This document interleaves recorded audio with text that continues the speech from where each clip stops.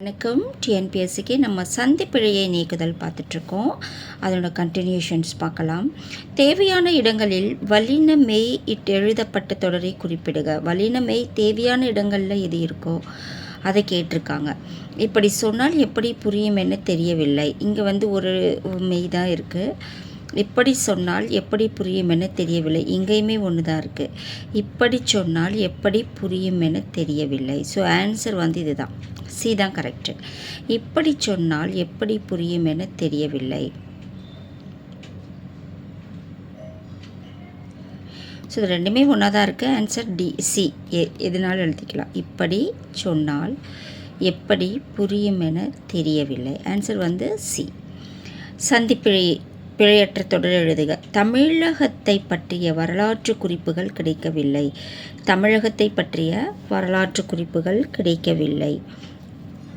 இதுதான் கொடுத்துருக்காங்க. இதில் கரெக்டான ஆன்சர்னு பார்த்தீங்கன்னா ஏ தான். தமிழகத்தை பற்றிய வரலாற்று குறிப்புகள் கிடைக்கவில்லை. ஏ தான் கரெக்டு. அடுத்து சந்திப்பிழையற்ற தொடர்னா கணேசன் அங்கு சென்று பார்த்தான். கணேசன் அங்கு சென்று பார்த்தான். கணேசன் அங்கு சென்று பார்த்தான். அடுத்து அதே தான். ஸோ இதில் ஆன்சர் பார்த்தீங்கன்னா கணேசன் அங்கு சென்று பார்த்தான். சி தான் கரெக்டு. அடுத்து சந்திப்பிழை தொடர் எதுன்னு கேட்குறாங்க. சந்திப்பிழையற்ற தொடர் இடைச்சங்க காலம், நலுங்குப்பாட்டு, பொறுமையின் சிகரம், உண்மைக்கு சான்று. ஆன்சர் உண்மைக்கு சான்று தான் கரெக்டான தொடர். சந்திப்பிழை இல்லாத தொடர். அடுத்து சந்திப்பிழையற்ற தொடர்னா தாயை போற்று செலவு செய்து காய்கறி வாங்க சென்றான். தாயை போற்று தான் கரெக்டான தொடர். அடுத்து அடுப்பு புகையால் விழிப்புணல் கண்டது. அடுப்பு புகையால் விழிப்புணல் கண்டது. அடுப்பு புகையால் விழிப்புணல் கண்டது. ஸோ இதில் கரெக்டான தொடர்னு பார்த்தீங்கன்னா சி தான். அடுப்பு புகையால் விழி புனல் கண்டது. இதுதான் கரெக்டான ஆன்சர். டி.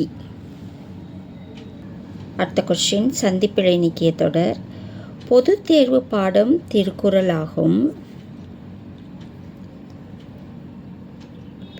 அதேதான். பொது தேர்வு பாடம் திருக்குறள் ஆகும். பொது தேர்வு பாடம் திருக்குறள். பொது தேர்வு பாடம் திருக்குறள் ஆகும். Answer B. பொது தேர்வு பாடம் திருக்குறள் ஆகும். அடுத்து சந்திப்பிழை இல்லாத தொடர். முரட்டு காளையை பிடித்து அடக்கினான் அப்படின்னு 4 சென்டென்ஸ் கொடுத்துருக்காங்க. அது ஏதாவது ரிப்பீட்டடாக.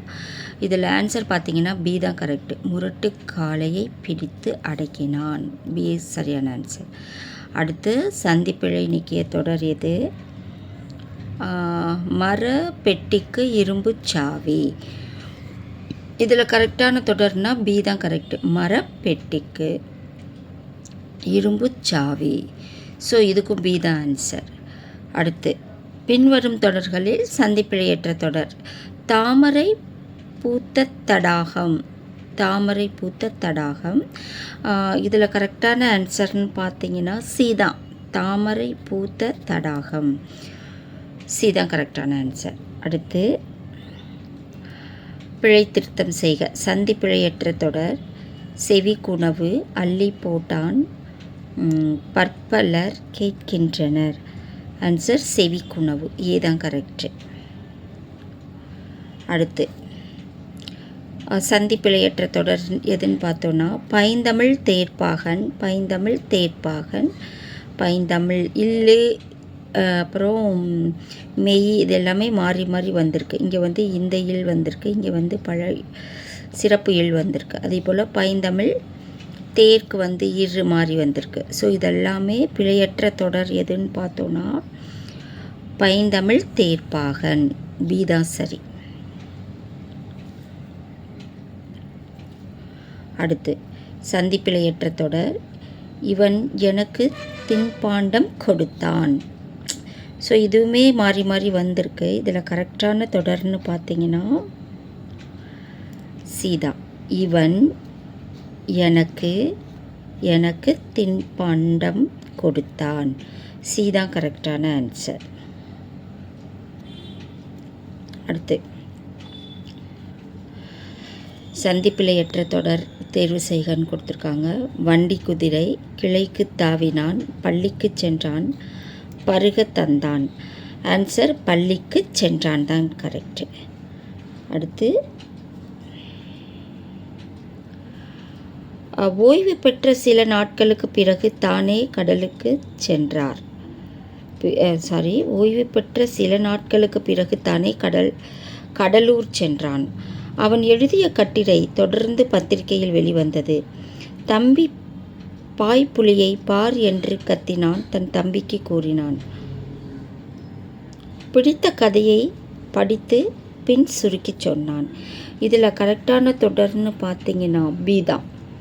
அவன் எழுதிய கட்டுரை தொடர்ந்து பத்திரிகையில் வெளிவந்தது. ஸோ கண்டிப்பாக இது உங்களுக்கு யூஸ்ஃபுல்லாக இருக்கும். ஒரே வார்த்தையை தான் கொடுத்துருக்காங்க, ஆனால் அதை நம்ம கரெக்டாக கண்டுபிடிக்கணும். வல்லினம் எங்கே வரணும், எந்த இடத்துல வரக்கூடாது, பெரிய ஏர் சின்ன ஏர், பெரியனா சின்னனா. ஸோ இது எல்லாமே நம்ம யோசித்து கரெக்டாக எழுதணும். சந்திப்பிழை தானே நம்ம விட்டுறக்கூடாது. இதை நல்லா பாருங்கள். கண்டிப்பாக இதிலிருந்து டிஎன்பிஎஸ்சியில் கொஸ்டின்ஸ் கேட்பாங்க. ஸோ இந்த வீடியோ உங்களுக்கு ரொம்ப யூஸ்ஃபுல்லாக இருக்கும். இதோட கண்டினியூஷன்ஸ் நம்ம அடுத்த வீடியோவில் பார்க்கலாம். நன்றி.